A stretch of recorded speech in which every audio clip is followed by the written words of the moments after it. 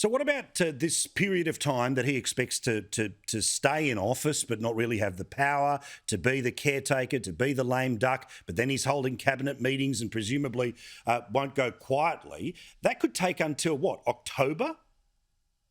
Well, look, Boris Johnson will try and buy as much time as possible because he always thinks there's an opportunity to wriggle off the hook. He's known as the greasy piglet over here in Britain because of his ability to slide away from even the most avid hunters. So I think he's going to try and buy as much time as possible. But I get a real sense that the party realises that when you have almost the entire cabinet resigning because they've lost confidence in him and lost trust in him, why would you want him to actually be in charge for more than a day? So there is a mechanism for him to just stand down, which he may come under pressure to do with immediate effect, and Dominic Raab, who's the Deputy Prime Minister, to then take over.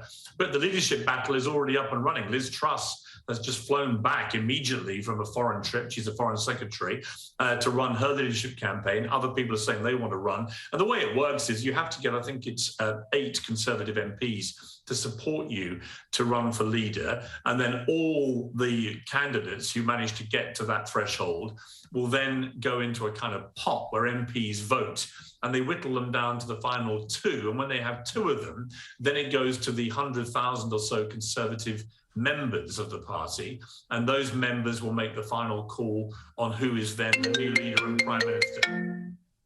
So, no, all good, mate. So in 10 years' time, when we're talking about why Boris Johnson left, why he served barely about the same time as Theresa May, will it be the shorthand was he went because he was a liar, he went because of Partygate?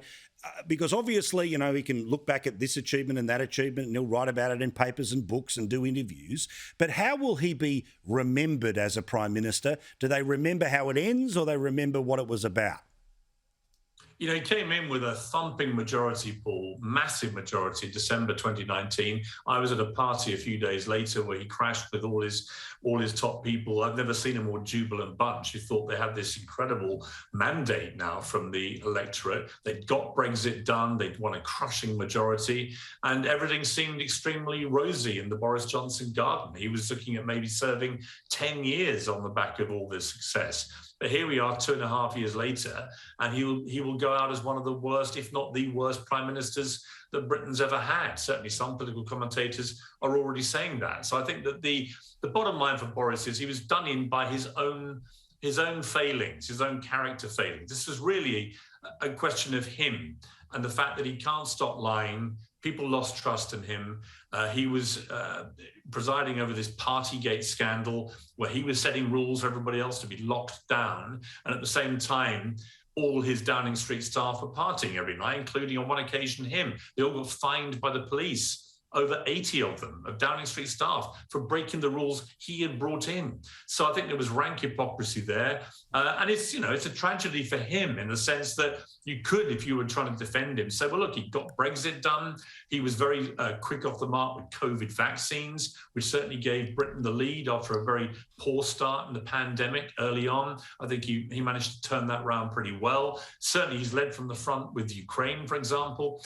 President Zelensky's a big fan of Boris Johnson, thinks that Britain has really been leading the way in the whole of Europe in terms of supplying the Ukrainians with the weaponry they need. So there are lots of things where you could say, well, he's done that well. But the problem is the endless scandals. And how ironic that in the end, Paul, Boris Johnson was brought down because he told a bunch of whoppers about a groper called Pincher. I don't think it could be a better epitaph for Boris Johnson than that. Bloody oath. Piers, thank you so much, mate. We'll see your show, of course, here tomorrow night and obviously Rip and Roaring in the same time slot next week. Thank you, mate. All the best, Paul. Take care. Thank you. Piers Morgan, best in the business, of course, joining us from the UK.